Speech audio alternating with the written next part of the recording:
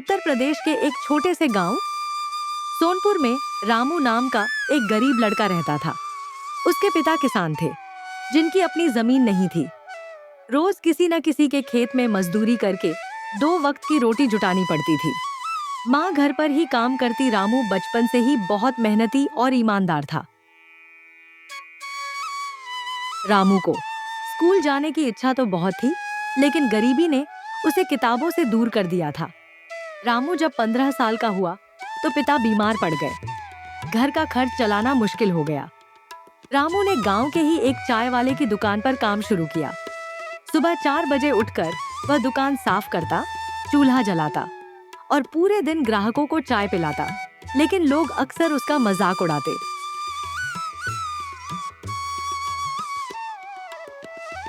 भैया, ये रामू जिंदगी भर चाय ही बेचेगा और गिलास साफ करेगा।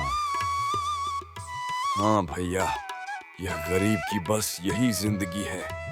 यह जिंदगी भर बस यही काम करेगा।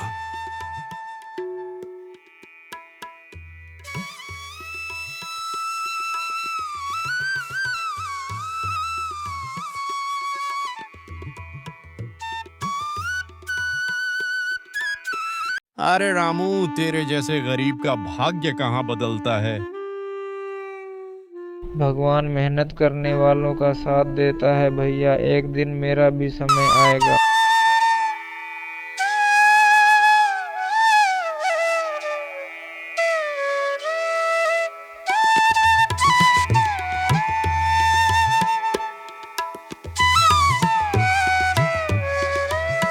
एक दिन चाय की दुकान पर शहर से आए एक साहब चाय पीने आए।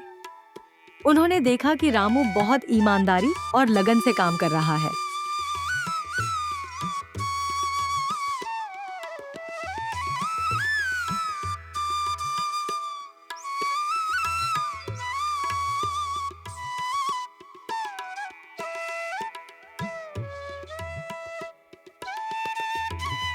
उन्होंने पूछा, बेटा, पढ़ाई करता है तू?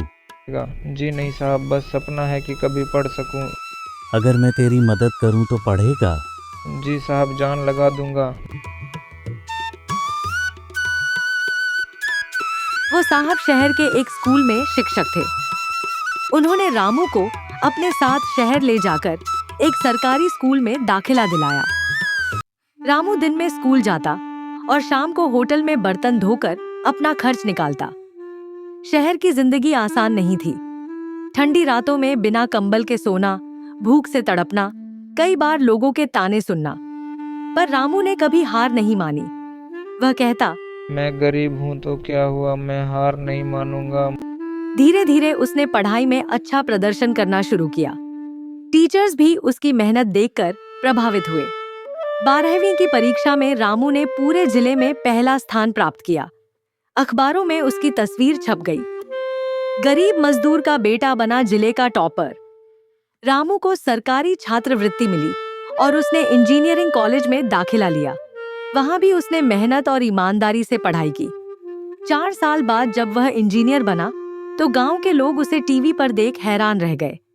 वही लोग जो कभी कहते थे गरीब का भाग्य कहाँ बदलता है, अब कहते थे देखो, मेहनत और विश्वास से सब कुछ संभव है। रामू ने नौकरी मिलने के बाद सबसे पहले अपने गांव के बच्चों के लिए एक छोटा स्कूल खुलवाया। गांव में अब हर बच्चा उसे रामू भैया कहकर पुकारता था।